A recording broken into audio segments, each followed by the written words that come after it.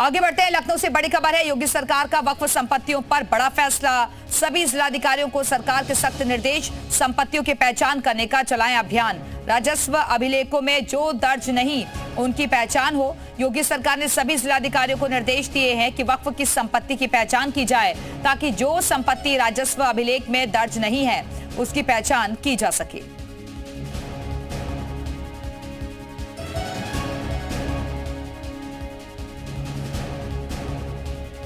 तो सभी जिलाधिकारियों को सरकार की तरफ से सख्त निर्देश दिए गए हैं। संपत्तियों की पहचान करने का अभियान चलाया जाए।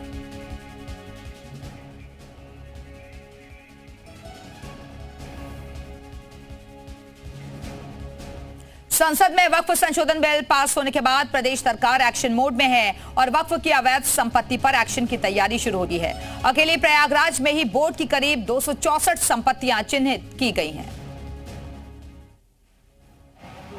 वक्फ संशोधन बिल लोकसभा और राज्यसभा के दोनों सदनों में पास हो गया है। अब ये कानून राष्ट्रपति की मुहर के बाद एक तरीके से अमल में लाया जाएगा। इससे तमाम जो वक्फ की संपत्तियों पर अवैध कब्जे हैं उनको मुक्त कराने में आसानी होगी। प्रयागराज में 264 संपत्तियां चिन्हित हुई हैं जो अरबों की हैं। उसमें से एक संपत्ति ये भी है इमाम बाड़ा गुलाम हैदर, जो वक्फ की संपत्ति है। यहाँ पर भी माफिया अतीक और उसके गुर्गों का कब्जा था।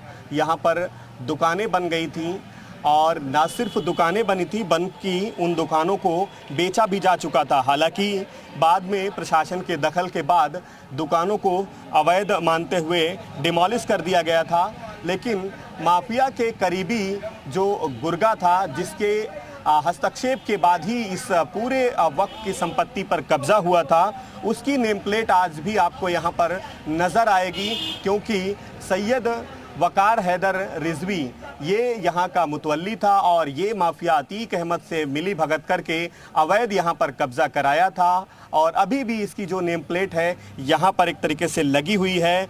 इससे ना सिर्फ यहाँ जो तमाम जिम्मेदारान हैं वो एक तरीके से आशंकित हैं, बल्कि लोगों का कहना है कि वक्फ संशोधन जो कानून है वो आने के बाद यहाँ पर जो अवैध तरीके से कब्जा करने की कोशिशें हुई थी या फिर आज भी जो कब्जे हैं उसको एक तरीके से मुक्त कराने में आसानी होगी, क्योंकि माफिया अतीक का वर्चस्व था और इस करोड़ों की संपत्ति पर उसके गुर्गों की नज़र थी। तो ये कानून कहीं ना कहीं से संशोधन जो बिल आया है वो एक जो वक्फ की संपत्ति है उसको एक तरीके से मुक्त कराने में सहायक साबित होगा।